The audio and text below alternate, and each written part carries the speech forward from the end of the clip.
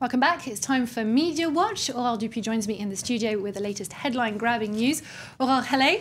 Hi. Just 3 months before the US presidential elections, Twitter is launching a new app to measure the candidates' popularity rate. Absolutely, and you can read all about this in L'Express magazine. The app is called the Twitter Political Index, and it basically pits Barack Obama against his Republican rival Mitt Romney. And every day, more than 400 million tweets are being analysed, and the aim is to find out what people think of these two candidates. Do they have any critics? What do they think of the campaign?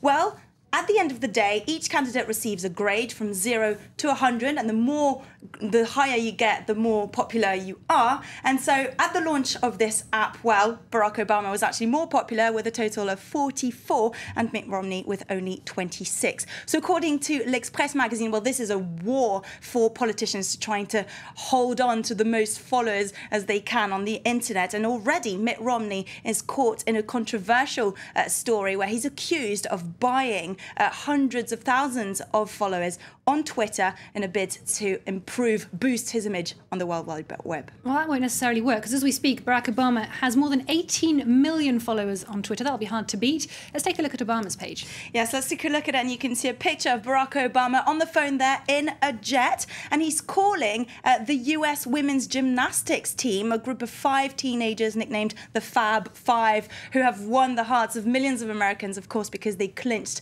that gold medal on Tuesday. And Barack Obama gave them a phone call, and it's of course received loads of reactions on the internet, and you can see the reactions there. One of the web users says that Barack Obama, we don't know if he's calling them really. Another one says it's actually awesome. So there you go.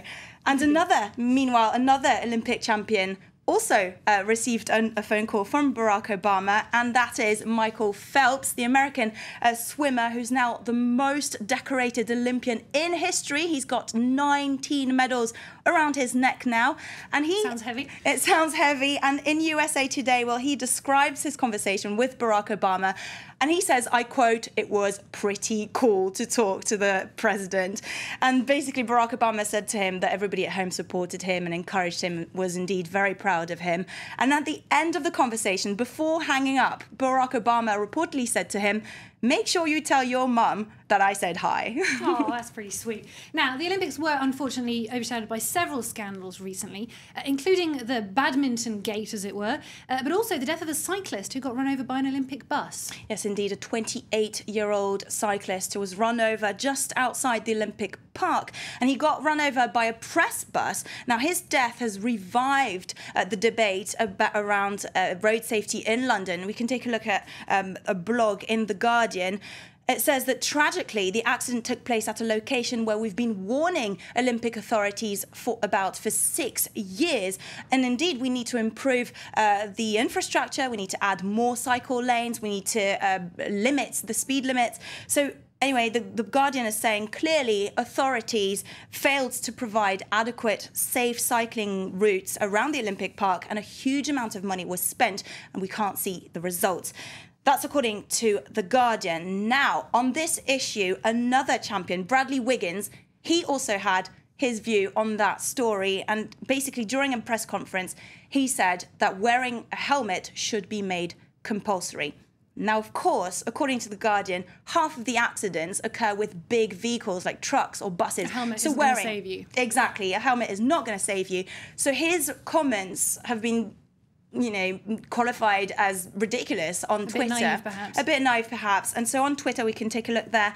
One web user is saying, "Quick, someone get Brad Wiggins some media training before he opens his mouth again." It's a bit harsh. A bit harsh. Another one says, "Why was Wiggins even asked about cycle safety? Will the walk race winner be asked about pedestrian safety?"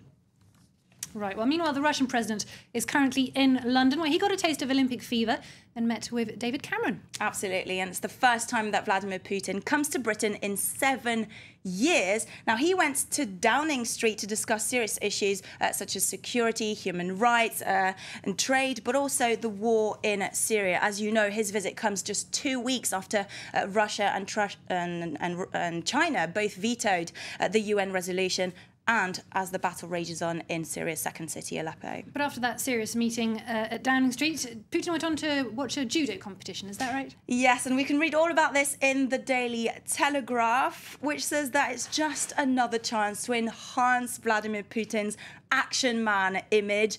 Obviously, we've seen him hunting tigers, chasing whales, playing ice hockey, and the Olympics are just another photo opportunity for the Russian president. As you know, he himself is a black belt, and he's a former St. Petersburg champion. And of course, Boris Johnson, the London mayor, knew about this, and he had a little request for Vladimir Putin. Let's take a listen.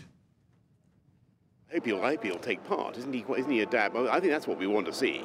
Stripped to the waist. We want the politicians' Olympics. It's very good to see President Putin, in the sense that I hope very much that we'll be able to do plenty of deals with Russia, and I've no doubt that will be top of the agenda.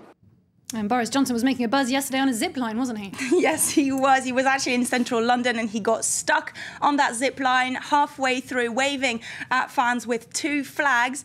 Well, now the Daily Mail has published pictures of web users who are making fun of Boris Johnson. They all rushed onto their Photoshop on their computers at home, and they did photo montage that they published on the internet. Let's take a look there. You can see Boris Johnson with catchy headlines like Boris dodging the jaws of a deadly shark, and you've got another one there, Boris Johnson hanging in space, and another one there with a giraffe. So very funny pictures indeed. OK, well, RGP, thank you very much for that.